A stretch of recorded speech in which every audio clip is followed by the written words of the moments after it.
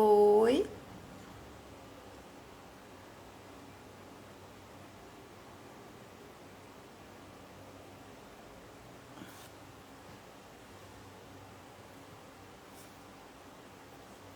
oi, Ivana. Boa noite, seja bem-vinda. Oi, Ginaldo. Sejam bem-vindos.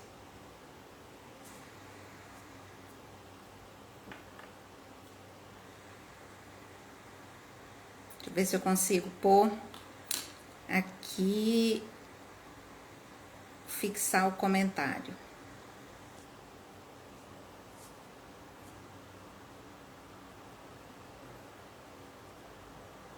Três filosofias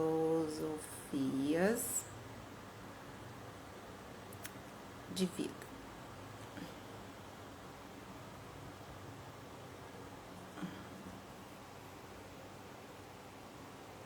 Oi, tá boa, Vanessa?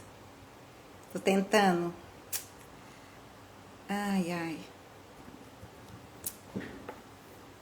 Deixa estar, né? Não consigo pôr o comentário para fixar. Mas, gente, nós vamos falar sobre três filosofias de vida do Peter Griffith. Ele é o que escreveu aquele livro que nós fizemos as 10 lives no meu Instagram, Como Vencer a Guerra Cultural. Foi excelente, muito bom. E hoje a gente vai falar dele. Eu coloquei alguns pontos aqui para que a gente possa entender um pouco o que esse livro está querendo dizer. Vocês estão me ouvindo bem? Tá tudo tranquilo?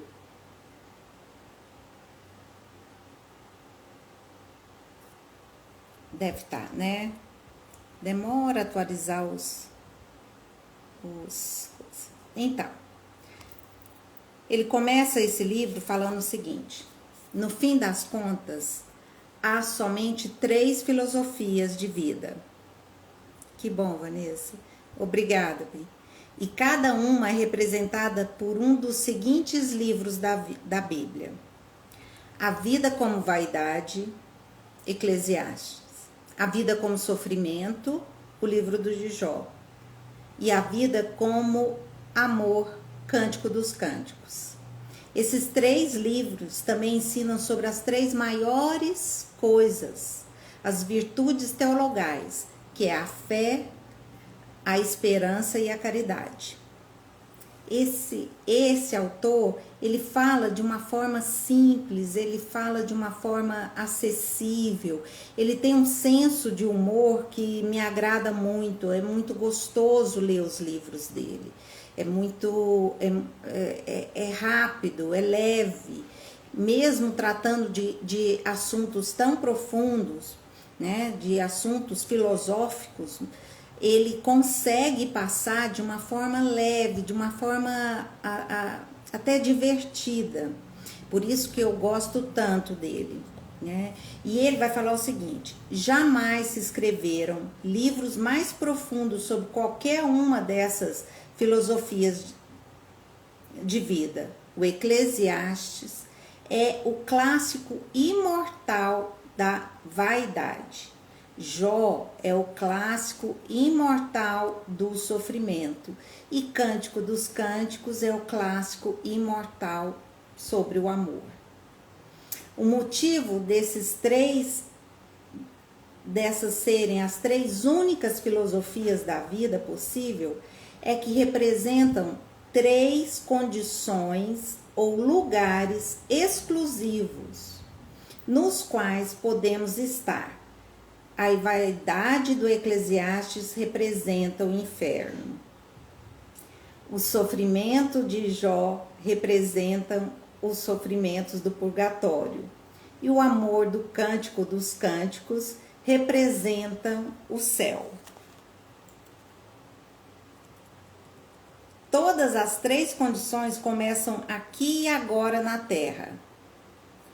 Como dizia o Lewis, Tudo que parece terreno é o início do céu ou do inferno. Tudo que parece terreno é o início do céu ou do inferno. A lição que o Eclesiastes ensina é a fé, a necessidade da fé, mostrando absoluta vaidade, o vazio da vida sem fé. Em Eclesiastes é atribuído a Salomão a escrita desse livro da Bíblia. Não se sabe bem se foi realmente ele, porque na época as pessoas sábias que escreviam, os sábios, tinham o costume de se autodenominar com pseudônimos. E Salomão sempre foi um nome de sabedoria. E diferente do nosso tempo, até a Idade Média, as pessoas usavam muito pseudônimos para não serem reconhecidas. Então, pode ser que não tenha sido Salomão quem escreveu esse livro, mas isso pouco importa no sentido da profundidade, da riqueza e da abundância de conselhos e perspectivas sobre a natureza humana que esse livro traz para nós, que é fantástico, né? Então, a lição do Eclesiastes ensina a fé, a necessidade da fé, mostrando a absoluta vaidade de uma vida sem fé. Porque tudo é vaidade, se não tiver a fé que existe uma transcendência, uma fé que transcende a nossa perspectiva de vida. Se nós ficamos achando que o trabalho, que o matrimônio, que os relacionamentos, que as posses vão nos trazer uma felicidade, nós estamos num caminho de vaidade. E aqui ele vai explicar bem, e mais daqui a pouquinho eu vou falar melhor, que essa vaidade não é aquela vaidade narcisista de ficar olhando no espelho, como eu quero ser bonita e tudo. A vaidade que ele está querendo falar aqui, nessa perspectiva, vem de uma palavra hebraica que significava vazio, fútil, ao vento, coisa sem sentido, coisa sem perspectiva. É essa vaidade que o Eclesiastes vai trabalhar. O Eclesiastes possui a fé intelectual, acredita que Deus existe, mas isso não é suficiente. Os demônios também creem e temem. Não é uma questão de acreditar, não é uma fé que fala assim, eu acredito que Deus existe. Não, não é isso. Não é acreditar, não é apenas acreditar, mas é desenvolver uma fé, de saber que, além de existir, ele é um Deus presente. Vamos lá. O Eclesiastes experimenta a necessidade de uma fé real, verdadeira, vívida, salvadora, manifestando as consequências de sua falta em meio a uma fé racionalizada. Aqui, Salomão, depois, até em Eclesiastes mesmo, ele vai falar sobre a questão da sabedoria enquanto razão.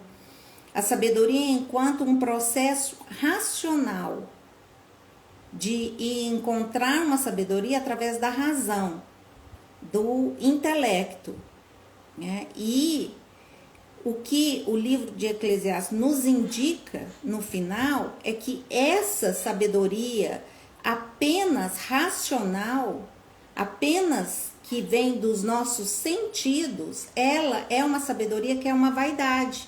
Ela não tem substância, ela não consegue firmar, ela não consegue ter algo que a morte não vai levar. E ele fala o seguinte, se tudo é vaidade, o trabalhar, o acordar cedo, o não trabalhar, se tudo faz parte de uma vaidade, e se todos, mesmo os sábios, vão morrer, para que eu vou ter fé nessa vida? Para que eu vou fazer alguma coisa na vida, se o fim de todos nós é a morte? Então, o Eclesiastes nos leva a pensar, a refletir sobre essas verdades da vida. Então, ele até mais para frente, o autor vai falar que o Eclesiastes provoca em nós um silêncio. Quando nós lemos, dá assim, opa, peraí, eu preciso pensar realmente sobre isso, né? Sobre essas filosofias. E por que também eu escolhi esse livro? Porque eu estou fazendo a formação em psicologia tomista. E a psicologia tomista, ela lida com uma psicologia filosófica. Ela não tem uma pretensão de início terapêutico. Ela tem uma pretensão filosófica. E se entende que, a partir do momento que eu entendo sobre esses conceitos e verdades fundamentais relacionados ao ser humano, eu consigo atuar, né, na alma humana de uma forma mais eficiente.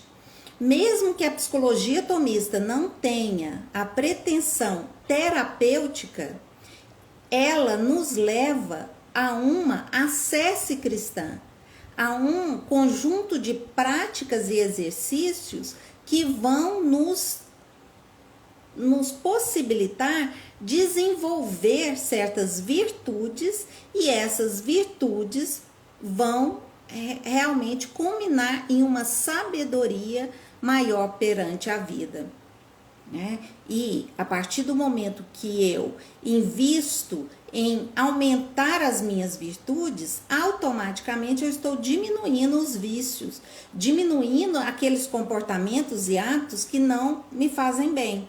Mas para que eu possa desenvolver essas virtudes e diminuir os vícios, eu preciso entender, conhecer como que se dá a alma humana. E esse conhecimento da alma humana, eles vêm através de um ato de filosofar, que é pensar, refletir, meditar, contemplar sobre as verdades da vida.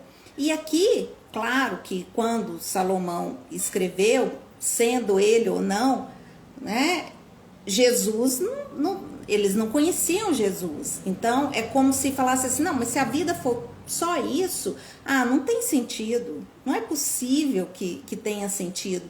Porque se nós vamos morrer, os bons e os maus vão morrer, para quê? Que sentido é esse que tem na vida? E é essa busca de sentido, além do material, o da terra, que faz com que a gente possa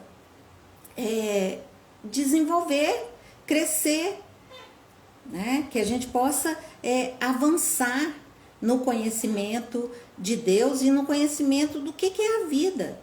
Então, essa proposta de Salomão com Eclesiastes, que é um livro muito interessante, né? Assim, parece que quando a gente lê os outros livros, a gente pensa assim, mas qual que é o sentido desse... Se tudo é vaidade, qual que é o sentido de ter um livro como o Eclesiastes na Bíblia, no Antigo Testamento? Porque ele começa e termina falando que tudo é vaidade, que todo mundo vai morrer e que então tem que buscar mesmo o prazer, né? O prazer hedonista. Mas a gente vai falar sobre isso, né? Jó, por sua vez, né? Aqui nós vamos falar dos três: Eclesiastes, Jó e Cântico dos Cânticos. Jó, por sua vez, é a lição da esperança. Jó não tem nada além de esperança. Todo o resto lhe é arrancado, mas a esperança é o bastante para torná-lo capaz de resistir e triunfar. Então, através da reflexão do Eclesiastes, que nós vamos chegar até Jó, né? A gente não chega até Jó sem passar pelo Eclesiastes. A gente precisa passar pelo Eclesiastes para filosofar sobre o sentido da vida, sobre o que é vaidade e o que tem substância, que não é ao vento, que não vai que não vai acabar com a morte, mas que vai fazer com que eu consiga transcender a morte, né? E Jó descobre isso quando ele diz: antes eu ouvia, eu pensava que eu conhecia a Deus, mas agora meus olhos veem, né? O sofrimento levou Jó a ver a Deus, a ter um diálogo com Deus. O Eclesiastes não tem diálogo, é um monólogo, do começo ao fim. É ele falando com ele mesmo, ele pensando sobre o sentido da vida, das escolhas que ele fez, das riquezas que ele teve, que geraram uma insatisfação e uma tristeza. Não foi ter várias esposas, várias riquezas, vários bens, castelos, ser considerado o homem mais sábio do mundo até hoje, que pediu sabedoria para Deus. Não foi isso que fez com que ele tivesse uma alegria na vida.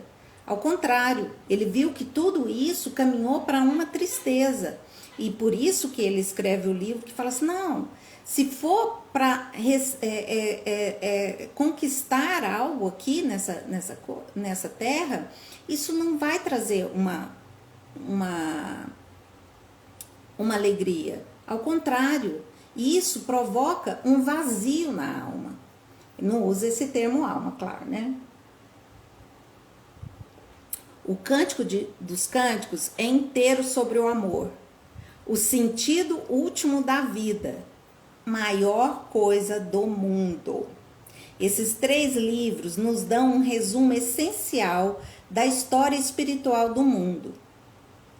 Chesterton fez isso em 3 frases. O paganismo foi a maior coisa do mundo. O cristianismo é ainda maior que o paganismo. Desde então, tudo tem sido comparativamente menor. O Eclesiastes é o pôr do sol, o ocaso da esperança. Jó é a noite com a esperança da manhã. O Cântico dos Cânticos começa quando Deus aparece para Jó. Pois onde está Deus, está o amor. Lindo, né? Você aceita embarcar nessa grande e venerável arca da Bíblia comigo? Aceita? Aceita fazer essa jornada de descobrir qual o sentido da vida? Qual o sentido da sua vida? O que realmente tem peso, substância, que não é vaidade em tudo que você tem feito? Será que você tem trocado o seu tempo por um espaço? Será que o que vale mais é o tempo ou o espaço? Eu trabalho para conquistar um carro, para conquistar uma casa, para ter algo aqui, para ter roupas bonitas e tudo. Alguma coisa aqui no espaço.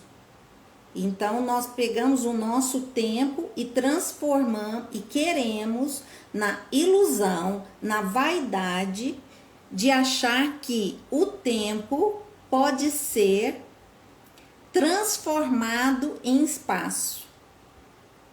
Lembrando que Deus é eterno e quando nós nos relacionamos com Ele, nós temos a capacidade de entrar nesse mundo eterno, nesse não tempo, nesse absoluto presente.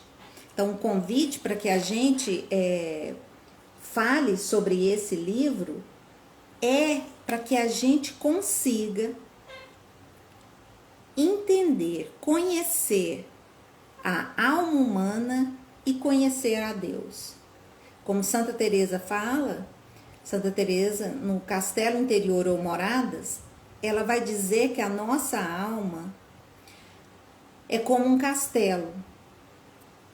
E chama castelo porque dentro dela mora um rei. E que quando nós investimos no autoconhecimento, Quando nós começamos a nos conhecer, nós adentramos nesse castelo. Ela diz que para adentrar nesse castelo é necessário uma vida de oração. Quando eu tenho a prática de oração, quando eu tenho uma vida de oração, eu consigo adentrar nesse castelo e com o tempo eu vou deixando aqueles hábitos, aqueles comportamentos, aquelas ideias, aqueles pensamentos que me impedem de sentir e conhecer o amor de Deus por nós. Então, nossa alma é como um castelo que mora um rei, e esse rei é Deus. E a partir do momento que nós vamos nos conhecendo, nós conhecemos a Deus. Eu só consigo amar aquilo que eu conheço. Santo Tomás nos ensina isso. Eu não consigo amar algo que eu não conheço, que eu não sei que existe. Então, a ideia de Deus não me faz amá-lo.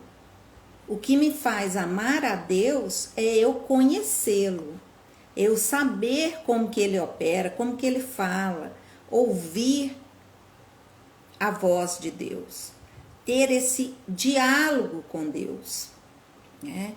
E aqui, quando nós ficamos só na sabedoria racional do Eclesiastes, a gente só faz monólogo.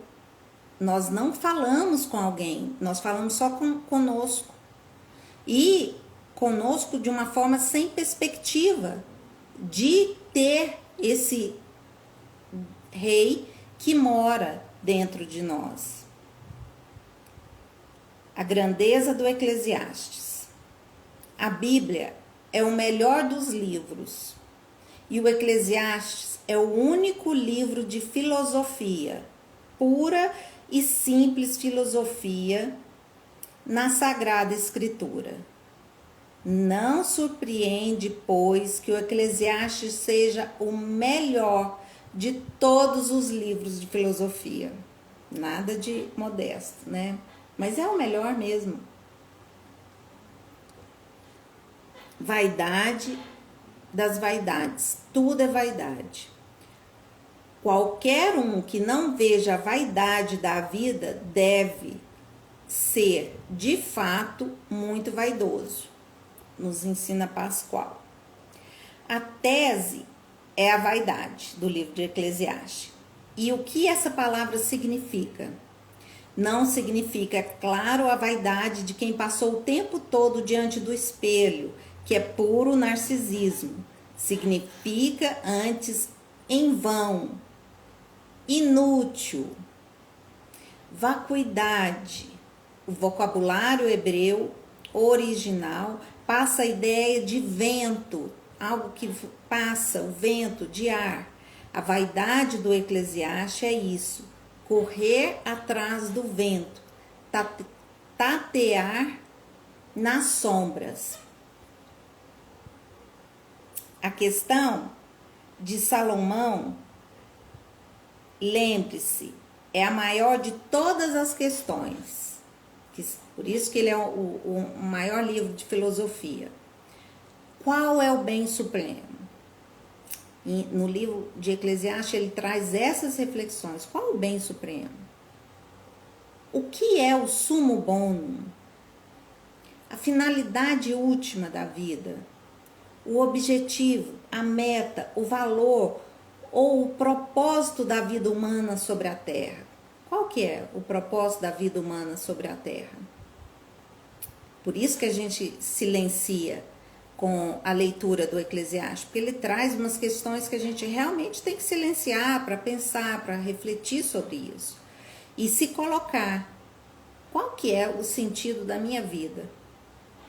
Por quê? Qual que é o sentido da vida, do meu trabalho, das minhas escolhas? Por que eu tenho escolhido isso e não aquilo? Qual é o sentido da vida? O que é o verdadeiro sucesso? A verdadeira realização? A verdadeira felicidade? Como posso evitar que, mesmo conseguindo um 10, um 100 em todas as disciplinas, eu reprove na vida? Será que ser um bom aluno, tirar só 10 na escola daqui da terra, me garante a felicidade, a alegria? E a gente começa a entender que os filósofos eram muito tristes, né? A tristeza envolve muita filosofia. Os filósofos começam a pensar, não chega num lugar, então ficam tristes, né? Ficam tristes porque se for só a razão pura, ela não me leva em lugar nenhum, ela é vento, ela passa, não tem sentido, não tem substância. Eu gostei dessa a metáfora do Lewis, que ele fala sobre, assim, aqui o autor, o Peter Griffin. A ética antiga sempre lidava com 3 questões. A ética moderna costuma lidar apenas com uma, ou no máximo 2. As 3 questões têm a ver com as 3 coisas que uma esquadra precisa fazer. E aí é a metáfora do Lewis. Primeiro, os navios devem saber evitar colisões entre si. É a ética social. E tanto os filósofos modernos como os antigos tratam dela. A ética social, como eu devo lidar em sociedade, é uma questão que os antigos filósofos se ocupavam do tempo para meditar sobre, e os atuais também. E é um dos primeiros, do primeiro objetivo que uma esquadra de navios deve fazer, evitar colisões. Ela tem que saber que os navios não podem se chocar entre si e com outro obstáculo. O segundo, devem saber manter-se em boas condições e evitar naufrágios. É a ética individual. Virtudes e vícios devem ser evitadas. Construção do caráter deve ser estimulado. Ouvimos os nossos filósofos modernos falar muito pouco disso. E o terceiro, e mais importante de tudo, os navios devem saber por que a esquadra está no mar, afinal. Por que esse navio está no mar? Por quê? Qual que é o objetivo dele estar aqui? Qual é a sua missão? Qual que é o seu destino? É a questão do sumo bem. E nenhum filósofo moderno, talvez com exceção os existencialistas, parece ter um mínimo de interesse por essa das maiores questões, que é o objetivo, a missão de vida. Tá bom que a ética social ela é importante, né? Eu preciso saber lidar socialmente com as pessoas, mas a ética individual, e aí depois ele chama de quê? É a ética do sumo bem, ela precisa ser clara para mim. Eu preciso lidar bem socialmente, mas eu preciso saber de mim. Eu preciso controlar, né? Fazer com que nessa matemática as virtudes sejam bem maiores do que os vícios. Saber diminuir os comportamentos, os hábitos ruins e aumentar os hábitos bons. Preciso saber isso. Mas isso, por si só, não tem sentido se eu não souber qual que é a missão de vida que eu tenho. Se eu não souber de uma transcendência. Porque se eu acho que é tudo só aqui, né? Então, é como falar, se a vida não vai passar daqui, então vamos aproveitar, vamos virar mesmo hedonistas e procurar somente o prazer, porque Que sentido tem? O primeiro existencialista não foi Kierkegaard, nem Santo Agostinho, nem Sócrates. Foi Salomão que escreveu o livro de Eclesiastes. E aí é por isso que ele fala que é o melhor livro de filosofia que existe, né? E ele vai falar o seguinte, que Eclesiastes é um livro moderno. Ele vai dar 7 razões para comparar o Eclesiastes com a modernidade, como o Eclesiastes não ficou lá no Antigo Testamento, ele é super atual. Ele vai dar 7 e eu tirei 4 aqui para a gente falar, que são: primeiro, é um livro existencialista, um livro sobre a existência humana. Né? E ele fala várias vezes no livro de Eclesiastes, debaixo do sol. Nunca vi nada debaixo do sol. Sempre está falando sobre debaixo do sol, né? Que as conclusões que o Eclesiastes tira é através da observação, através da razão humana. Faz a grande pergunta do homem moderno: a minha existência aqui tem algum sentido? Por isso que ele é atual, porque o Eclesiastes faz essa pergunta. A minha existência aqui tem algum sentido? E se não há sentido algum? Ele não quer saber qual é o sentido da vida, mas se ele existe. Eclesiastes não quer dar uma fórmula, o sentido da vida é esse. Não. Ele não quer saber qual é o sentido da vida, mas é se existe um sentido para a vida. O segundo ponto que ele vai falar que o livro de Eclesiastes é moderno, ele é adequado ao homem moderno. O Eclesiastes mostra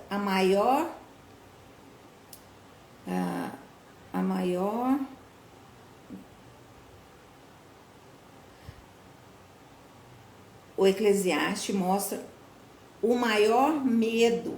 Escrevi aqui erra, por isso que eu não conseguia. Medo da modernidade, que não é o medo da morte. O medo da morte, o medo da morte foi o medo mais profundo do homem antigo. Ou o medo do pecado ou da culpa, que foi o maior medo do homem medieval. Mas sabe qual que é o nosso maior medo na atualidade? É o medo da falta de sentido, da vaidade, do vácuo existencial, o medo do nada, o medo de não tem sentido. E a falta de sentido, para nós, é o maior medo que nós temos. Profundo, né? A terceira questão que ele vai falar sobre por que o livro de Eclesiastes é adequado e importante para nós lermos e meditarmos sobre ele, é a sua resposta à questão do summum bonum, o maior bem, a finalidade última, ou o sentido da vida. É a resposta moderna, ou seja, nenhuma. A nossa sociedade cresce à base de saber mais sobre cada vez menos. Sabe mais sobre as coisas pequenas e menos sobre as grandes. Sabe mais de cada coisa e menos de tudo. É as especialidades. É a especialidade. Um médico hoje sabe cada vez menos. Eu sou especialista em mão, sou especialista em joelho, em cotovelo, em pulso. As especialidades vão trazendo, afinando a visão para cada vez a gente sabe mais do menos. A visão do todo tem se perdido. E o Eclesiastes começa a falar sobre isso. Ele começa a nos alertar sobre isso, sobre o perigo que é isso. Né? Sabe muito daquilo ali, do seu miolinho, mas da transcendência de Deus, não sei, não conheço, nem sei se existe, né?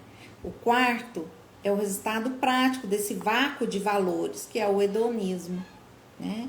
Que é essa busca pelo prazer. O sentido da vida é buscar prazer, né? E até vou ler aqui.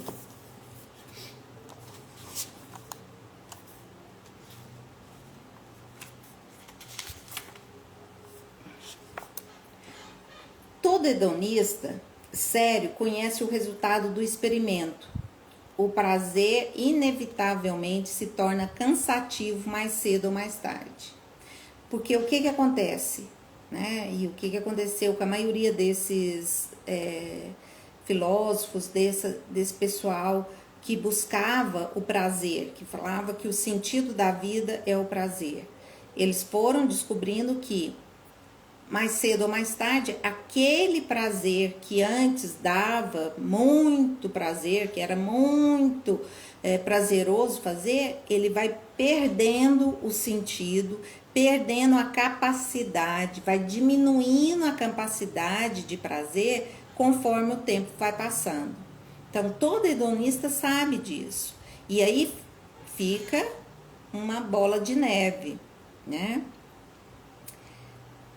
Na filosofia grega, a busca do prazer logo se transformou na busca da apatia, da distância da dor e das paixões. Na modernidade, o esforço por obter prazer costuma transformar-se num vício. Doses cada vez mais fortes são necessárias para aplacar a familiaridade e o tédio.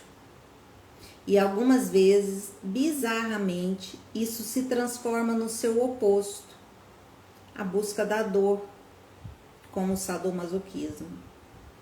Qualquer coisa que alivie o tédio. Os hedonistas são as presas dos vendedores. Estão disponíveis no mercado para qualquer coisa que possa aliviar o tédio. Essa é a razão porque o hedonismo e o materialismo são maus companheiros. Um viciado não resiste às propagandas. Um viciado, por que o hedonista com o materialismo são maus companheiros? Porque o materialismo vai querer fazer propaganda e os hedonistas, os viciados, não resistem às propagandas. As propagandas realmente causam um efeito, né? Fazem com que ele tenha determinado comportamento. Até uma pessoa que não sabe por que faz as coisas é capaz de curtir o momento. Então, assim, é um materialismo que está levando tudo assim, não, eu nem sei direito, mas aproveite a vida, não, o importante é eu ser feliz e leve e aproveitar a vida, né? Sai o sentido da vida, fica os brinquedinhos, aí ele vai falar muito sobre os brinquedinhos que o homem moderno tem inventado, que vai provocar cada vez mais frustração, tédio e vazio. E aí, a gente volta para o que eu falei para vocês sobre Santa Teresa d'Ávila, comparar a nossa alma com um castelo. A nossa alma é como um castelo que mora um rei, que Deus mora em nós, está em nós. E se Deus mora em nós e se a nossa alma busca coisas externas para satisfazer a alma, ela nunca vai satisfazer, ela nunca vai sentir cheia. Por quê? Porque só Deus preenche a nossa alma. Se a nossa alma é como um castelo e esse rei mora dentro da nossa alma, só Deus preenche a nossa alma. A nossa alma tem o tamanho do universo. Ela é imensa. E ela só pode ser preenchida por Deus. Só Deus preenche a nossa alma.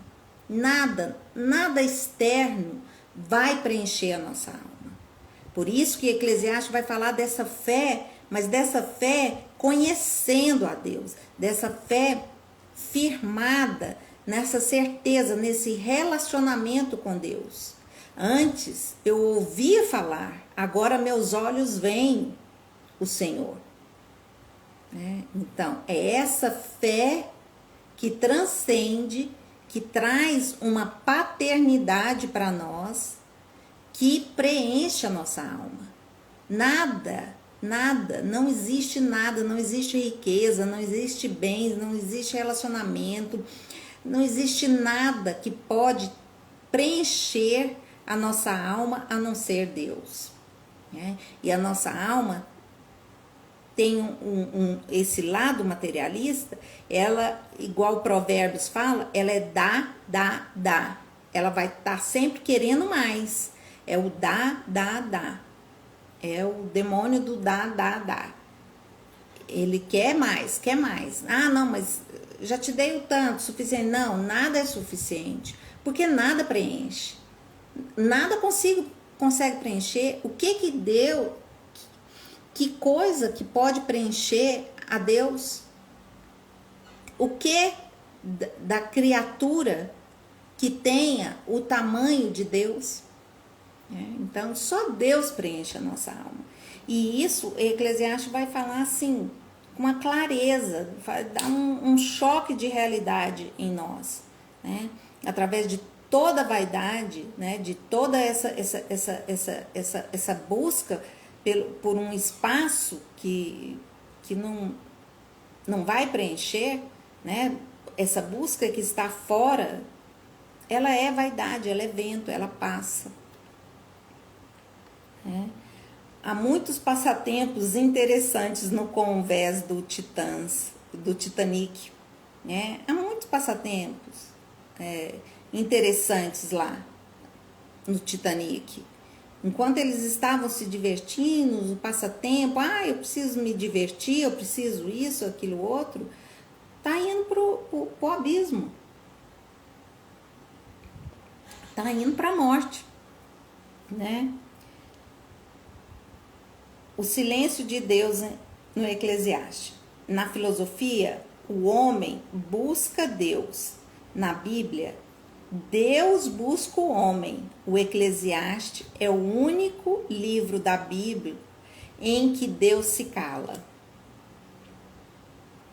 É como se não houvesse nenhuma revelação divina, mas somente a razão natural e a observação dos sentidos, como se Deus não fosse a sua origem, mas somente o seu destino, fosse a caça, mas não o caçador. Deixa eu ver aqui o que eu anotei aqui da página 32. E aí ele vai falar o seguinte: o argumento do Eclesiastes é resumido nos 3 primeiros versículos, que são desenvolvidos em 12 capítulos e depois novamente sintetizado no final. Os primeiros 3 versículos são o livro inteiro em miniatura. O primeiro diz qual é o título e quem é o autor. O segundo, qual é a tese, a conclusão. O terceiro, qual é prova essencial dela. Começa assim, o primeiro versículo. Palavras do Eclesiastes, filho de Davi, rei de Jerusalém. Vaidade das vaidades, diz o Eclesiastes. Vaidade das vaidades, tudo é vaidade. Que proveito tira o homem de todo o trabalho com que se fadiga debaixo do sol? Esses são os 3 primeiros. O versículo 1, 2 e 3. Então, nesse início, ele resume tudo o que ele vai falar sobre o livro de Eclesiastes. Sem a fé, que significa confiança, esperança e amor, sem estar apaixonado por Deus, a vida é vaidade das vaidades, a sombra de uma sombra, um sonho dentro de um sonho. Sem a fé, a vida é vaidade. Sem Deus, a vida é vaidade. Não faz sentido. É como São Paulo diz em Filipenses 3:8, é isso? 3:8, né? Que tudo que ele era, tudo que ele sabia, tudo que ele podia ter, virou esterco comparado com Deus. Não era nada. Não era nada quando ele conhece a Jesus Cristo, né? E esse é a lindeza desse livro. Não tem como. Isso aqui, eu falei só o iniciozinho desse capítulo de Eclesiastes.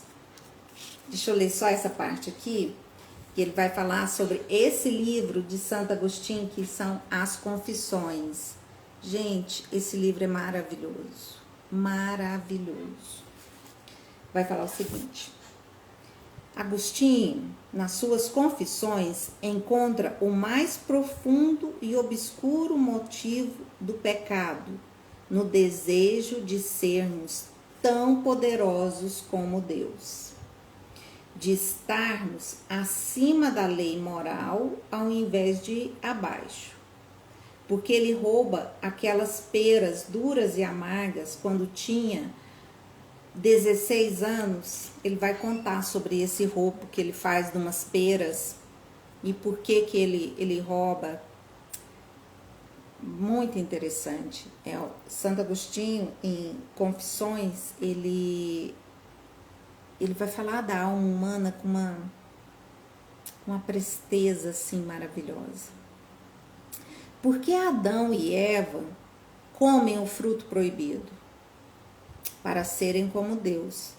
Mas como diz São Tomás de Aquino, se somos poderosos como Deus, mas não bondosos como Ele, então não somos sequer poderosos como Deus, porque o poder de Deus é uma só coisa com a sua bondade.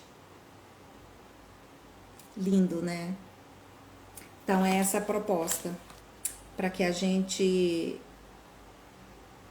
possa refletir cada vez mais sobre essas três filosofias da vida. E esse autor aqui é insight sobre insight, sobre a alma humana. Muito obrigada, muito obrigada.